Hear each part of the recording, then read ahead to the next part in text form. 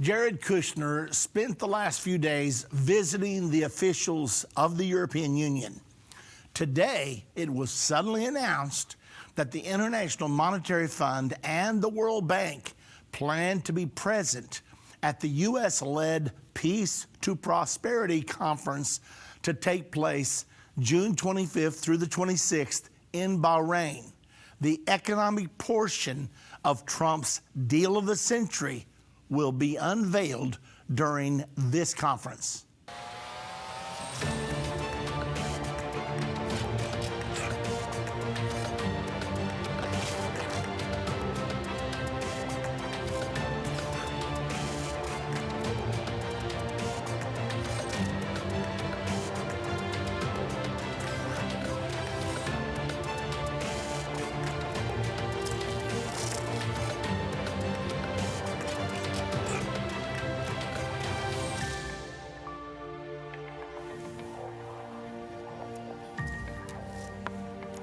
Well, ladies and gentlemen, it is big news because most of the major powers of our world have been saying they will not attend the Bahrain conference, which will actually start 20 days from right now. They're not going to attend that conference because the Palestinians are asking them to boycott it. But apparently, everything is changing because all of a sudden you have two of the biggest financial entities in the world, the International Monetary Fund and the World Bank, saying, oh yes, we're coming. Let me give you the story. This article appeared today. Major world financial bodies plan to be at U.S.-led peace conference. Now let's remember, President Trump, before he was ever elected, said, I'm a deal maker. I wrote the book, The Art of the Deal.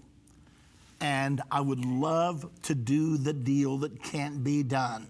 We're talking about a deal that's been attempted for the last 70 years, a peace deal between the Palestinians and the Israelis. But Trump said, that's the one I would like to do. And he wasn't kidding, because 1 week after he became president, after his inauguration, he appointed his son-in-law, Jared Kushner, and his lawyer of 20 years, Mr. Jason Greenblatt, to go out there and start working. And they have been working now for 2.5 years to put this deal together. Well, 20 days from today, the first half of this plan is going to be unveiled to the world.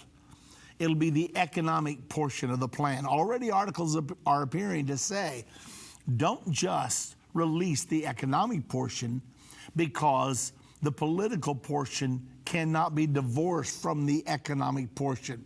Well, we'll see how it all plays out. All I'm telling you is that Trump says we're going to launch this peace deal 20 days from today. Now, why is that so critical to us who study the prophecies of the Bible? Because the Bible prophesies when there is a peace deal concluded between Israelis and Palestinians, it will mark the beginning of the final 7 years to the Battle of Armageddon. I'm talking about a prophecy with a timeline, with a date attached to it. You and I will be able to mark our calendars the day it's signed that we are now 7 years away, not only from the Battle of Armageddon, but the second coming, the physical second coming of Jesus Christ to this earth. Now, I don't think you're hearing me, because I've said this so many times, but this is not sort of dramatic. This is absolutely gigantic in all of its implications, because at the second coming of Jesus Christ to this earth, the world will change once and for all, forever. But there's going to be a lot of big changes before the second coming. Once this peace agreement is signed, we enter the final 7 years. And during that final 7 years, we will see more prophetic fulfillment than we've ever seen in a similar period of time since the beginning of time. Let me take you to the article. It comes from Israel Today news source, just published today. And it begins by saying global financial bodies, including the International Monetary Fund and World Bank, plan to be present at a U.S.-led conference on the Palestinian and Middle Eastern economy this month that U.S. President Donald Trump's administration has cast as an overture to its peace plan. The peace plan has two elements to it: an economic component and a political component. Now, this economic component is going to be so lucrative and so appealing that Trump is hoping it will be difficult to resist. The article states that the much touted economic component of the administration's peace plan, dubbed the Peace to Prosperity Workshop, will take place on June the 25th through the 26th in Bahrain. The Palestinians have said they would boycott the event, accusing Washington of pro-Israel bias and inattention to their political demands. Israel's new election, an upsurge in cross-border fighting, and the Palestinians' resentment at U.S. recognition of Jerusalem as Israel's capital add to the complicated backdrop. However, the IMF, which has been operating in the West Bank and Gaza since 1995, confirmed it and other institutions will be present in Bahrain's capital, Manama. Interesting. We've seen Bible prophecy fulfilled like never before. From the halls of the United Nations to the Temple Mount in Jerusalem, Endtime Ministries continues to reveal the Bible prophecy in the news headlines around the world every day. Whether it's through our broadcast or online at our Jerusalem Prophecy College, your gifts enable us to put vital materials in the hands of those who need it most. Because of you, we continue to replace fear with faith in the hearts of Christians around the world. We will continue to see prophecy come to pass at an even swifter pace. We need your support. Your donation of any amount enables us to continue to broadcast and be a voice in the ever-growing censored media. To become a partner or give a one-time gift, visit endtime.com or call 1-800-END-TIME right now. That's 800-363-8463. Go online now. Visit endtime.com. Have you had a longing to visit the cities where Jesus healed, ministered, and taught every day? Judy and I would like to invite you to travel to the wonderful land of Israel. Experience the Word of God in vivid color while walking down the roads of the Holy Land with us.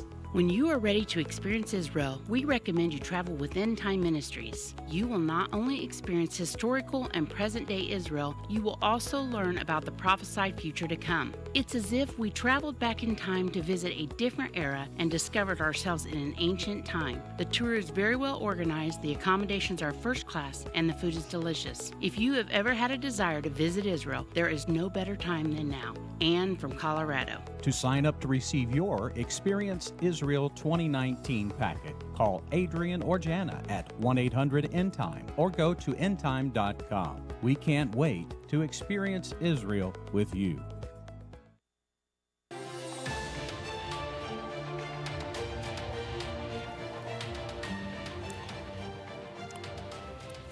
Now I'll just tell you, I am so anxious for the day that I will come to this microphone and announce to you and to the entire world that we just entered the final 7 years to Armageddon and the second coming of Jesus to this earth.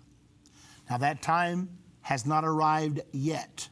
However, 20 days from today, there will be a conference held in Bahrain to reveal half of President Trump's plan to actually reach the agreement we're talking about. So don't go to sleep at the wheel now, because we are in uncharted waters. We are in unprecedented territory right now. And who knows what will happen yet this year. Let me just ask you a question for you to contemplate. What are the chances that this agreement could be totally achieved in 2019, and that you and I would enter the final 7 years this year. Now, I'm not telling you that's going to happen. I don't know that.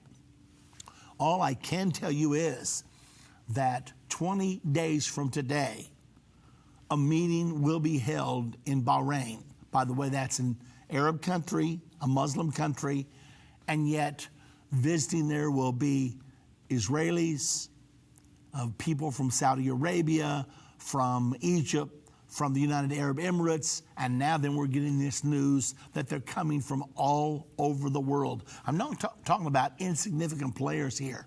I'm talking about the International Monetary Fund and the World Bank, the two financial entities that were established back in 1944 before the formation of the United Nations. And these two arms are to be the two financial arms of the entire world. They're saying, we are coming.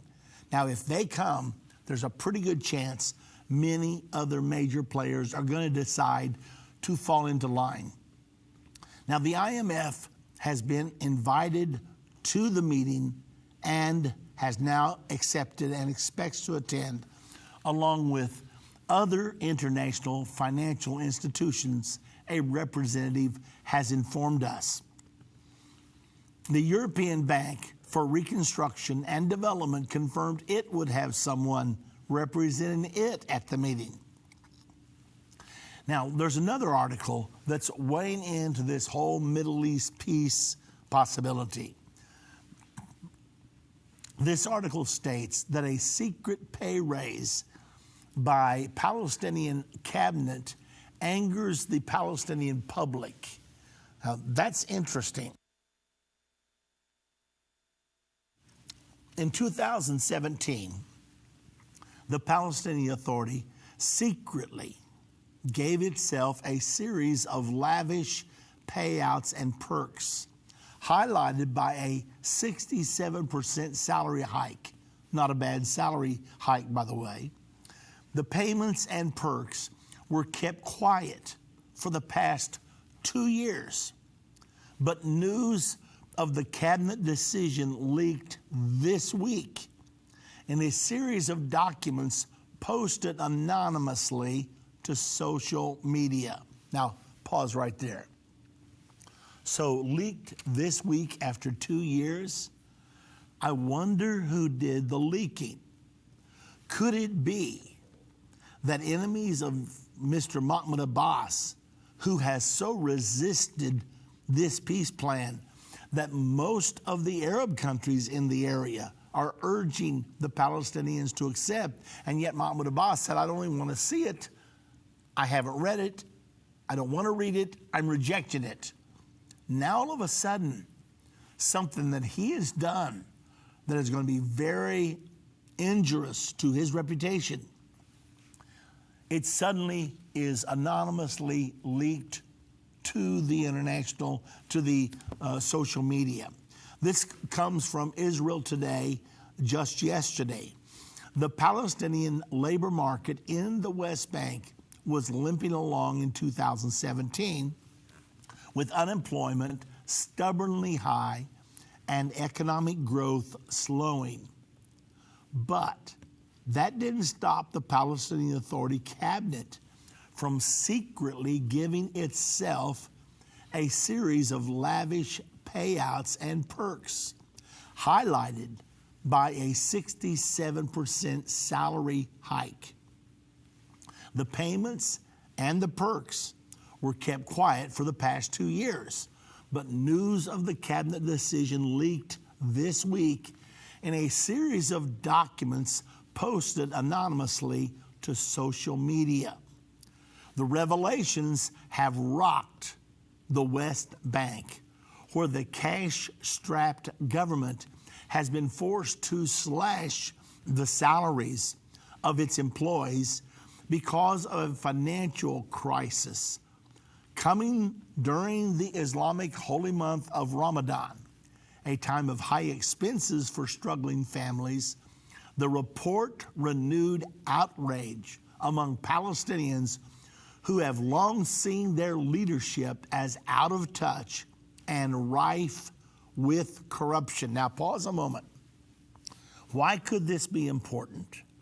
Well, Mr. Mahmoud Abbas, who is resisting Trump's peace plan, says, I don't want to talk to anybody. I don't want to read it. Yet, he is now 83 years of age. He was elected to a 4-year term as president of the Palestinians, but now that he's been in office 12 years. So you're elected 4 years, you don't bother to have another election for 12 years. So some people have been rumoring that Mahmoud Abbas is out of touch with the reality and that he must go. Could this thing he's done, this secret action he took, could this trigger his fall or at least pressure him to become more pliable and to consider the peace plan that President Trump has put together? Let's continue on with the article. The cabinet members behaved as if the government is their private shop and they can take as much as they want without being held accountable, said political commentator Ehab Jariri. According to one leaked document, the monthly salaries for cabinet ministers spiked from $3,000 to $5,000, while the prime minister's salary was raised to $6,000. The raises were kept a secret from the public and approved by Palestinian Authority President Mahmoud Abbas, two senior officials said, overriding a 2004 law that fixed ministers' salaries. The officials spoke on condition of anonymity because they were not authorized to discuss the issue with the media. The pay raise was made retroactive to 2014. Now, pause just a moment. So the pay raise was retroactive to 2014, but they didn't get it until 2017. Suddenly, they're going to collect 3 years of additional pay. Most of them are increasing by like $2,000 a month. That's $24,000 a year times 3. So they're going to get this windfall of around $75,000, while most of the West Bank is suffering horribly. Many of them have had their salaries reduced by half during this time. Okay, so the pay raise was made retroactive to 2014 when the cabinet took office, giving the ministers an extra bonus of tens of thousands of dollars, the officials said. The benefits did not end there. Ministers who live outside Ramallah, the seat of the Palestinian Authority, received $10,000 a year to rent a house there, another document showed. Officials who already owned Ramallah homes also reaped the lucrative bonus. And in an extra boost, the government inflated the exchange rate, giving them a roughly 17% premium when converting the salaries to Israeli shekels. Cabinet members already enjoy government compensation for personal drivers and international travel expenses. The documents were viewed by the Associated Press and authenticated by the Palestinian officials. After years in office, Abbas has seen his popularity plummet. People are disillusioned by his failure to deliver an independent state, his loss of the Gaza Strip to rival Hamas, and general economic malaise. Unemployment in the West Bank is near 20%, and a typical salary for those who do work, such as civil servants, is roughly $700 to $1,000 a month. Now, think about that. We're talking about these cabinet members being raised up to $5,000 a month, and yet most people in their particular regime is making from $700 a month to $1,000 a month, and unemployment is at 20%. Now, these leaks coincide with a report by Amman finding that the PA has improperly filled senior government jobs without advertising them. Appointed officials' relatives to senior posts and refused to disclose budgets of the presidential office and security forces. In other words, corruption, corruption, corruption. All of this is buzzing on social media in the Palestinian Authority and in the Arab world today. The Palestinian Authority lost the trust of people a long time ago because of its unlawful practices, said analyst Jihad Harb. After the latest leaks, he added, the government looks very vulnerable and shaken. Israel will no longer tolerate Arab riots on the Temple Mount. Now, this is our next article. Okay, let's pause there just a moment. So, what's going to happen? I mean, I've said from the beginning that if Mahmoud Abbas continues to put his heels in the concrete and refuses to cooperate, most of the other Arab nations roundabout are sick of supporting the Palestinians financially. The Palestinians have been on international welfare now for 70 long years. The other nations are sick of it. And to see this kind of behavior, well, it is really unacceptable to the different powers that now are moving to normalize relations with the nation of Israel. Now let's talk about this next article, because in this next article, we are informed that Israel is no longer going to tolerate Arab riots on the Temple Mount. Over the years, if you've been following this closely, every time something happened on the Temple Mount that the Arabs did not like, they would riot. And the Israeli government was so afraid that they would then close the Temple Mount to Israelis, even though the Israelis did not riot. And of course, they were rewarding those Muslims who did riot. Well, now then, the announcement has been made. This is out of Israel's national news a couple of days ago. Knesset Speaker Yuli Edelstein, who's a member of the Likud party, that's Netanyahu's party, condemned Arab rioters on the Temple Mount, calling on the Israeli government to put an end to Arab efforts to intimidate Jews attempting to visit the Jerusalem holy site. He's saying, look, we're done with this. You've been intimidating us when we want to go up there and visit the holiest place in the world to us as Jews. And he is appealing to the government. It's time for this to stop once and for all. Now, let me say this. It has been getting less and less and less and less as time is going along, and Jewish visitation on the Temple Mount has been becoming more and more and more. I mean, we saw it go from almost nothing around 2000 to several hundred per year into 2005, 2010, and now it has ballooned until during 2017, there were 16,000 Jews that visited the Temple Mount in 1 year.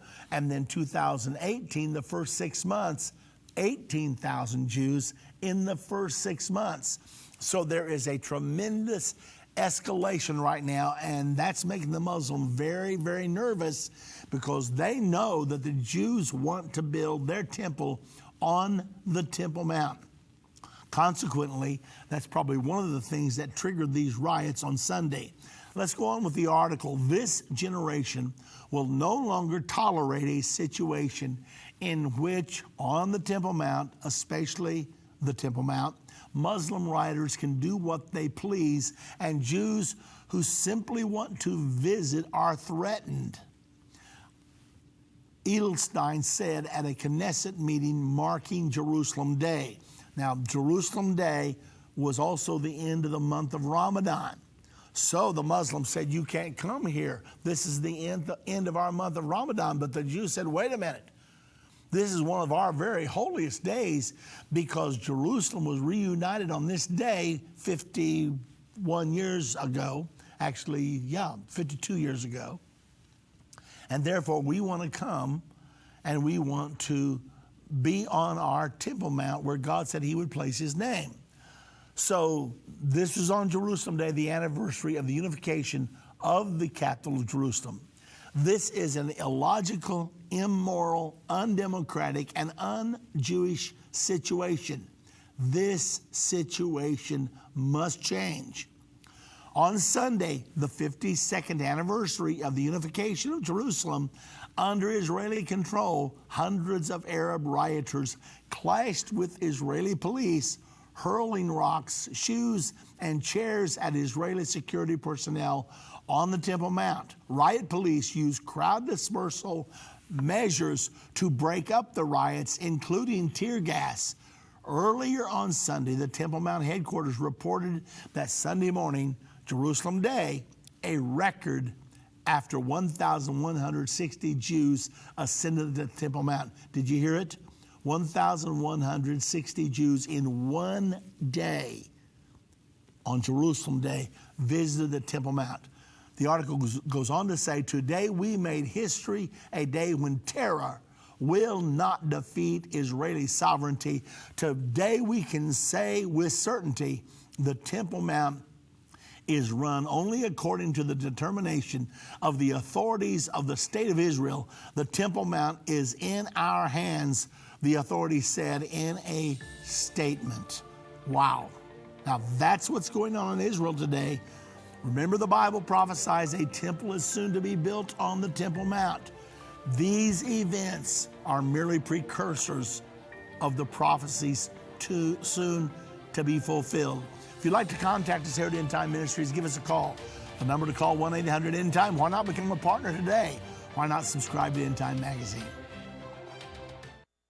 Move Mountains with Irvin Baxter. This book by Irvin's grandson provides 30 days of devotion that will enhance your relationship with God and others. Authentic illustrations from early morning devotions at Endtime will help you find your purpose and eliminate fears. Commit to taking this 30-day journey and experience real life change. Get your book for only $14.99. Call 1-800-363-8463 or go to endtime.com/move. If ever people needed to hear the unvarnished truth, it is now. There are some subjects that are not politically correct to talk about, but they're urgent. That's why I'm grateful for Endtime Magazine. If you're not a subscriber, you're missing information that will impact your life. Endtime has a bi-monthly magazine that explains how current events are fulfilling Bible prophecy. You can get a 2-year subscription for only $29. You can also get a bulk subscription and pass them out to your church. We have gotten reports that Endtime Magazine has caused spiritual awakenings in churches when they see the prophecies being fulfilled right now. You can start your own ministry and leave them in doctor's offices, libraries, laundromats. You never know if you might be responsible for saving someone who is searching for the unvarnished truth. That's what the magazine has done in many lives. Call 1-800-ENDTIME. That's 1-800-363-8463 and get your subscription today. If your station only carries the first 30 minutes of End of the Age, go to endtime.com and click the watch button to continue today's broadcast. You can also finish up later by clicking the archive button.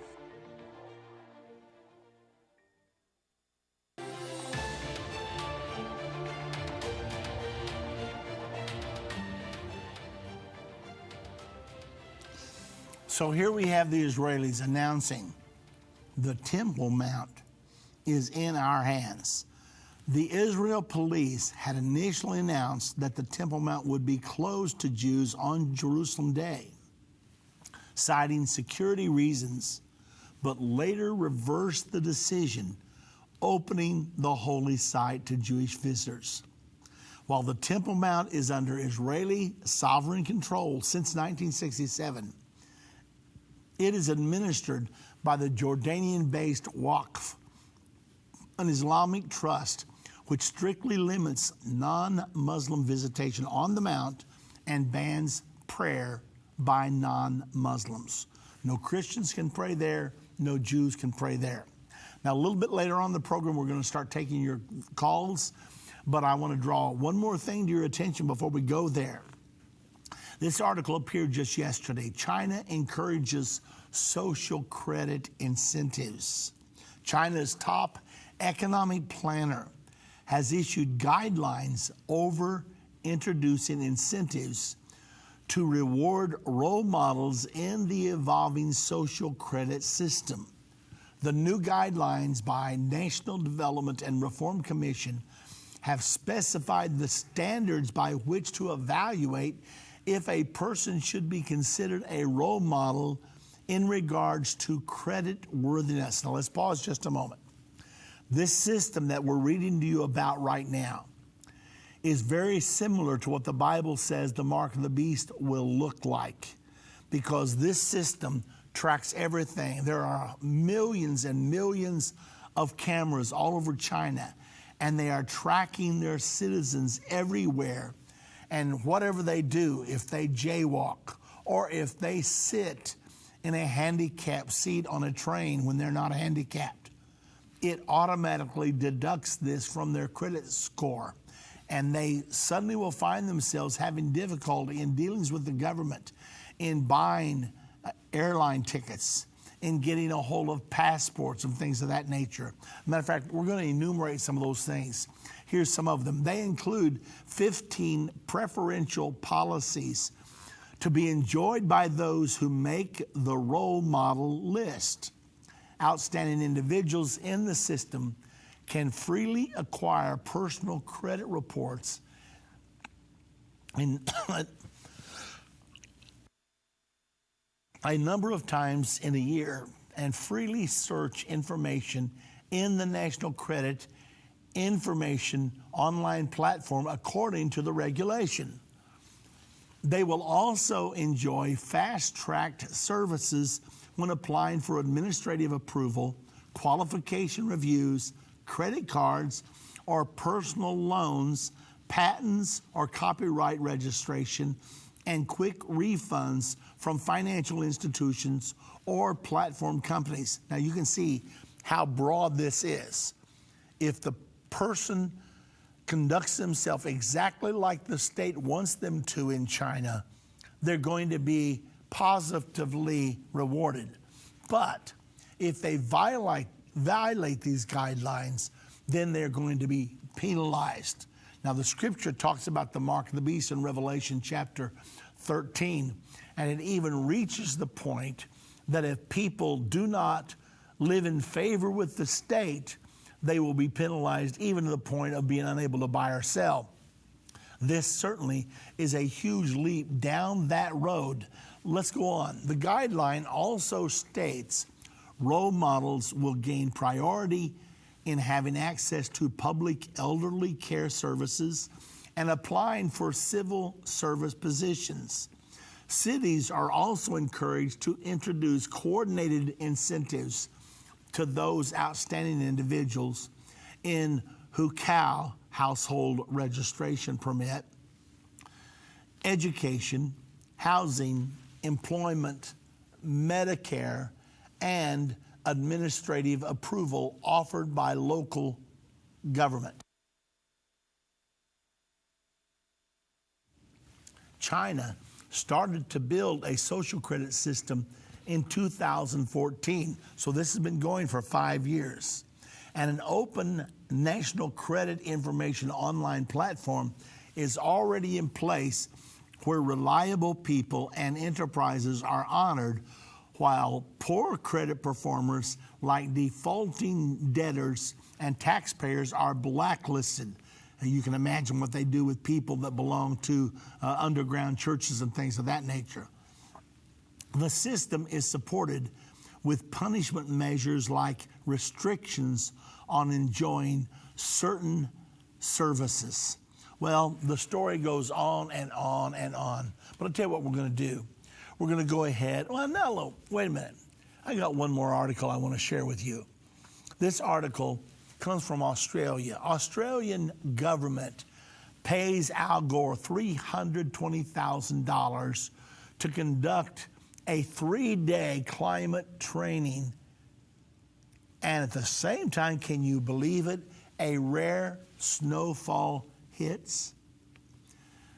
Aussie Alan Jones says taxpayers will fork out more than $320,000 for the Climate Week conference, where former U.S. Vice President Al Gore will communicate the urgency of the climate crisis.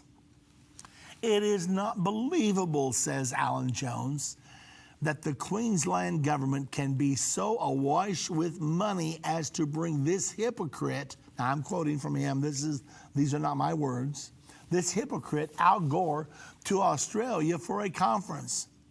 When so many important instruments of government are underfunded, when farmers can't feed their cattle in Queensland, and $320,000 goes to waste on this shonk. Now, I don't know what that word shonk means. I hope it's not a vulgar word, but whatever it means, that was the words used in this article. Joe Nova, fittingly, the Gore effect strikes again. Snow fell in Queensland. The last time it fell was 2015. But here we are. I mean, this conference is going on right now as I speak to you.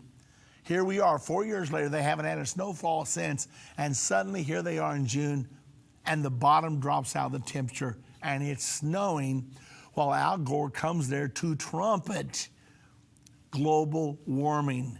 We've got to do something because the whole world is going to collapse if we don't. Let's go ahead. Al Gore is here in Australia to train 1,000 useful idiots, again, the words of the author, on unscience, Neolithic reasoning, and witchcraft. The man with no climate science expertise and huge vested interest is being paid by taxpayers to train people to chant consensus, consensus, consensus, and pretend that wind and solar can stop storms and hold back the tide.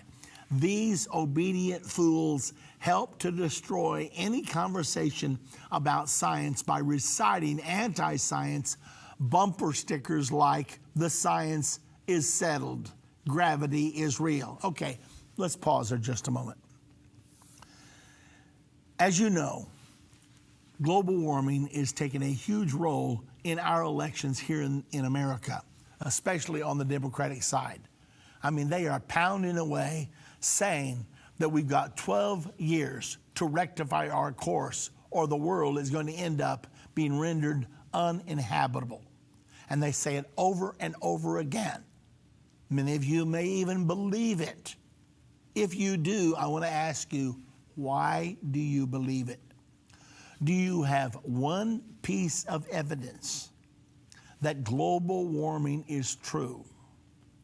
Now, I have some absolute evidence that it is not true. Let me give you one simple one. 1,000 years ago, in Greenland, there were farms being farmed that today are under 12 feet of ice, which means it was much warmer in Greenland 1,000 years ago than it is today. They had no SUVs, they had no jet airplanes. Furthermore, in Iceland, there were great wineries, and that's where the name Vinland came from. So consequently, you couldn't raise grapes there to save your neck. The fact is, global warming is the biggest hoax being perpetrated upon the American people outside of Russia. I mean, we have a media today that is trying their best to brainwash the American people to believe outright lies. For example, the Vikings sailed through the northern straits 1,000 years ago. You can't do it today. It's all frozen solid. But yet they did 1,000 years ago. And yet they're trying to say to us that global warming is going to absolutely render our planet useless. Ladies and gentlemen, there's not a word of truth to it. You say, why are they doing this then? Because they want you to agree to international laws that will control, supposedly, climate change. They want you to control global carbon emissions and other things, which will do absolutely zero good. Fortunately, we've got a president with some common sense, and he quickly withdrew us from the Paris Climate Accord because we were going to spend trillions of dollars between now and 2050, and it was going to make literally no difference. Now, all of you out there that have embraced this myth of global warming, I am challenging you, educate yourself.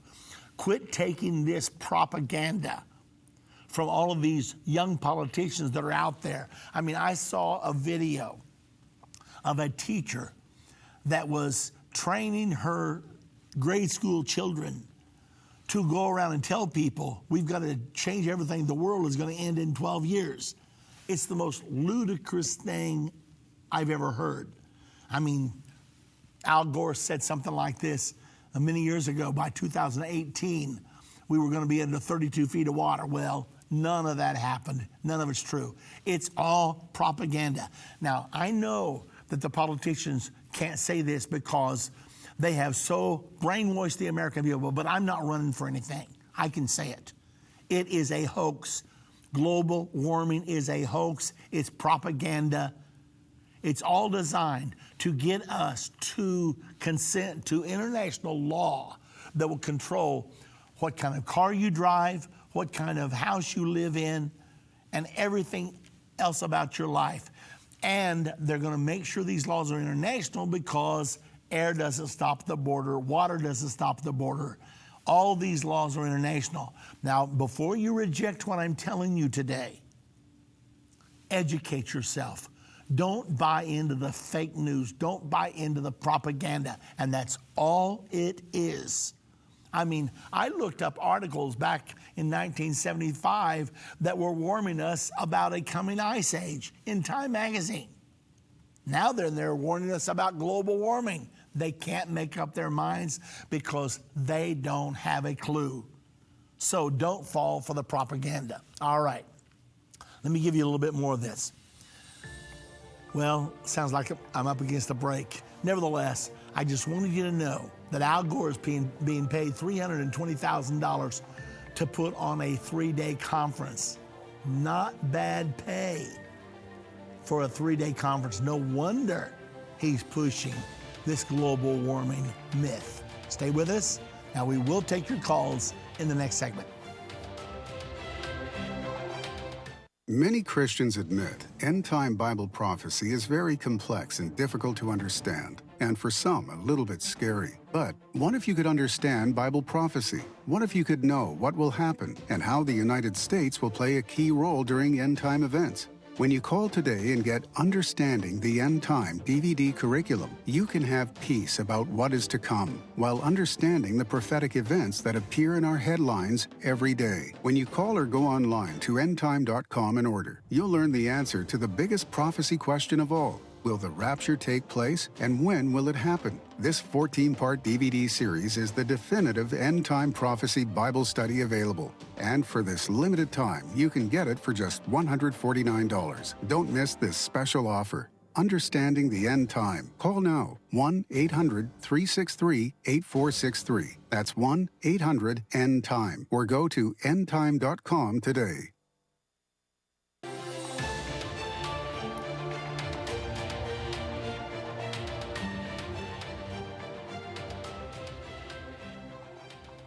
Let's get right to the phones, and let's go first of all to Florida. Donald is calling from Florida. Hello, Donald. Yes, Brother Baxter. I'm in the middle of studying the World War III entrance ramp for the Antichrist. That's lesson 4. And in that, you said that the World War III would probably begin before the peace agreement. Well, if that be true, then this peace agreement that Trump is trying to push now looks to me like that really it's not going to happen. Yeah, well, Donald, if you'll notice in that literature, in our course there, I said probably, because I did not know for sure. I still do not know for sure whether the war will happen before the peace agreement is signed or whether the peace agreement will be signed before the war occurs. Here's what we do know from Scripture. We know that the war of Revelation chapter 9, verse 13 through 16 must occur before the beginning of the Great Tribulation. So it either occurs before the peace agreement is signed or it will occur during the first 3.5 years of the peace agreement, because that's when the Great Tribulation will begin. So like I said, I said probably there, but I didn't know for sure. I still don't know for sure.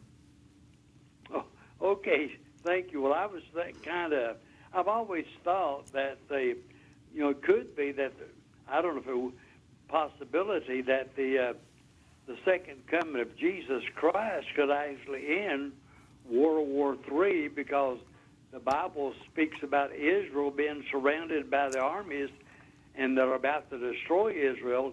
Then Christ comes back and defeats the enemy.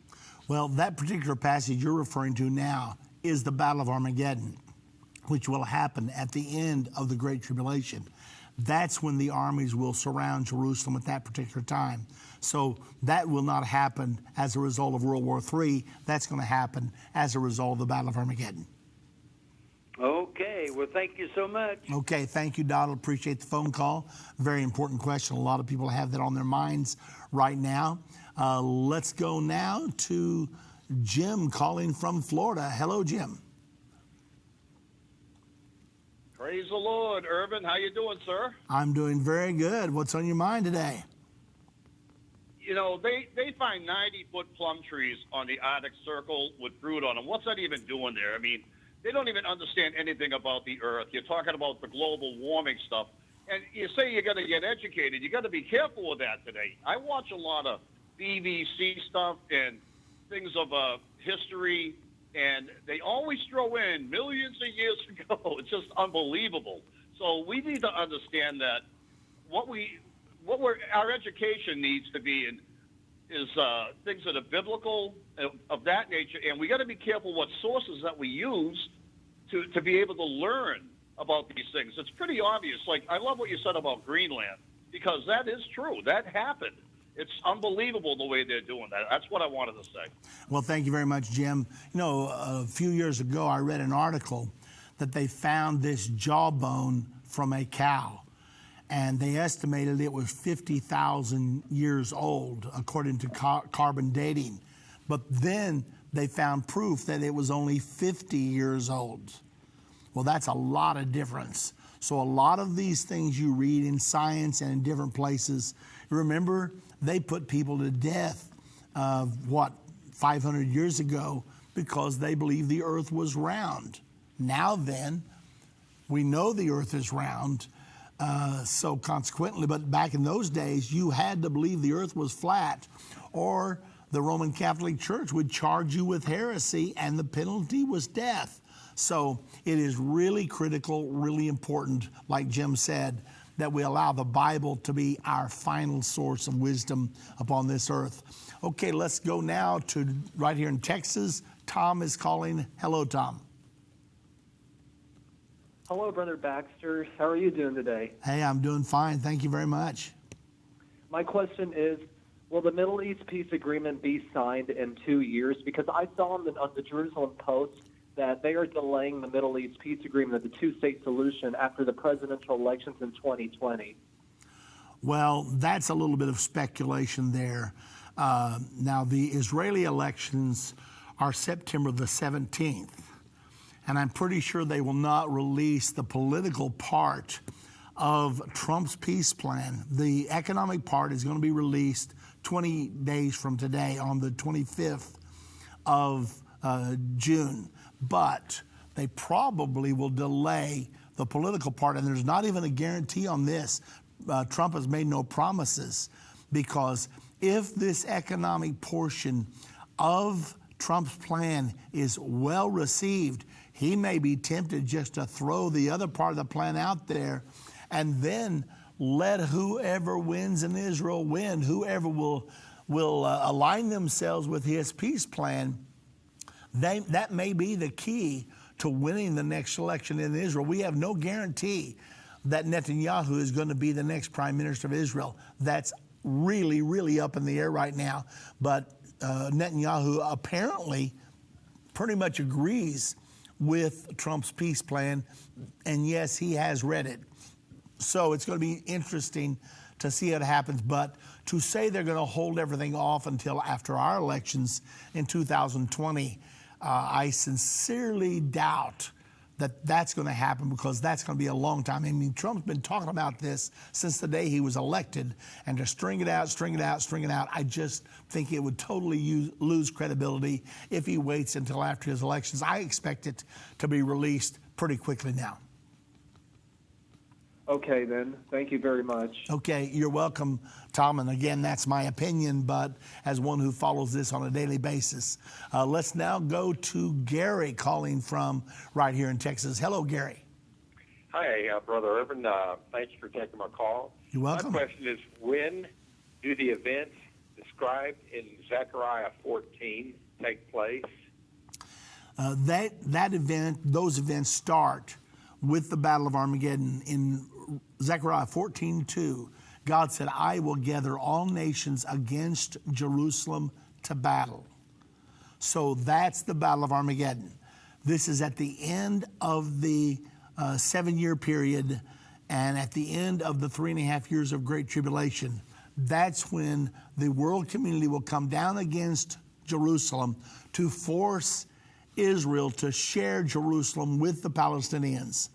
However, Israel is going to resist. That will trigger the Battle of Armageddon, and that will trigger the events of Zechariah 14, which will include the second coming of Jesus to the earth. He'll come, put his feet on the Mount of Olives, and he will also usher in his kingdom upon this earth. So that all happens at the time of the Battle of Armageddon. It appears that nuclear weapons will be used because of verse 12. Would you agree? Yes. It says there in verse 12, this is the plague wherewith I will smite all those that come against Jerusalem. Their eyes will be consumed in their sockets, their tongues in their mouths, their flesh will fall off the bone. An exact description of nuclear radiation. So yes, I do believe nukes will be used during the Battle of Armageddon. Oh boy. Okay. Well, thank you so much for taking my call. Well, you're most welcome. And by the way, Israel has nuclear weapons. However, she's promised that she will never use them unless her existence is threatened. So it appears that Israel will feel her existence is threatened, because the Bible says there in verse number 2 that half of the city of Jerusalem will go into captivity. It appears that's when the nuclear weapons will come out. So yes, it is coming. All right, let's go right back to the phones now. And let's go to Lair, who's calling from Washington. Hello, Lair. Hello, Pastor Irvin. How are you doing? Hello. Hello. How are you doing, Pastor Irvin? Yes, what's on your mind? Yeah, Pastor Irvin, I have a question. Last couple of days, I talked to my friends about you talk about the World War III, but he told me he have a dream. One of the village, I know what he talked about. It's all covered by the water. So what is meant by that? Okay, I'm not sure I fully understand what you're asking me, Lord. Try me one more time, okay? Yeah, he have a dream. You know, what are the village? The village is covered by the water. You know, what's meaning for that? Are you talking about in the prophecy about World War III? No, it is. He have a dream. One of the friends, he have a dream. Oh, he had a dream. Yeah. I see. The dream is one of the village. The village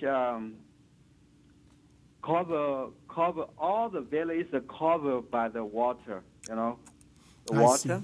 See. Yeah, Larry, I can't tell you for sure what your friend's dream means. It may be just a dream. The Bible says if we have a dream, tell it as a dream. If it comes to pass, then it was of God. If it doesn't come to pass, it was just a dream. So I really can't tell you what his dream means. Yeah, but he have the first dream is about the nuclear bomb. He says the war is coming to the east. You can see all the smoke. Smoke is after the smoke, and then he saw all the water cover the village. Yeah. I think something. Well, it could. Larry, it could certainly happen. Don't know for sure. We'll have to wait and see what happens. I'm going to let you go. Thank you very much for your phone call. Let's have one more call. Let's go to Michael calling from Indiana. Hello, Michael. Yes, Pastor Baxter. I just have two quick questions. The prophecy in Daniel, when it talks about the toes being iron and clay, I was wondering if that would be a symbol of disunity. And number two is, I know that the Antichrist isn't going to rule here in the United States, but do you think that there will be a religious movement that will be going on to worship the beast by the false prophet and these false religions? Well, to answer your second question first, there is definitely going to be a religious movement. However, hopefully it will not take hold here in the United States of America, that the light will be fully on by that time here in the U.S. But there is going to be a religious movement, and most people of the world will fall in line with that religious movement. They will follow the false prophet. He will actually pull down fire from heaven in the sight of men, and it will influence many people to follow him. So that's what's going to happen. Now, as far as the 10 toes of iron mingled with clay, the legs of that beast were of iron, and that stood for the Roman Empire.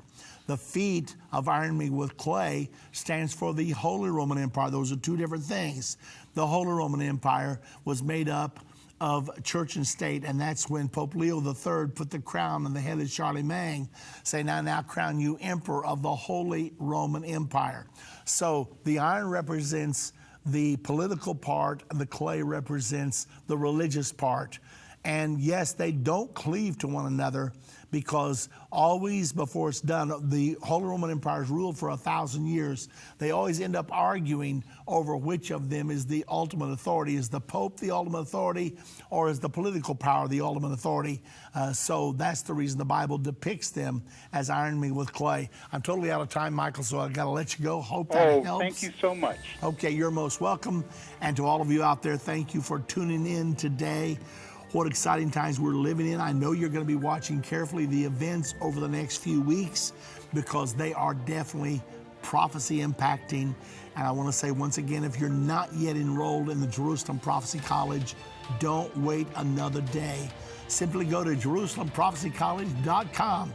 Enroll, get started, because the end time is now. This has been End of the Age, brought to you by the faithful partners of Endtime Ministries. If you're not currently a partner with Endtime Ministries, or if you would like more information, we invite you to call us at 1-800-ENDTIME. That's 1-800-363-8463, or visit us online at endtime.com. Thank you for watching. If you liked this video, subscribe to our YouTube channel and like our Facebook page.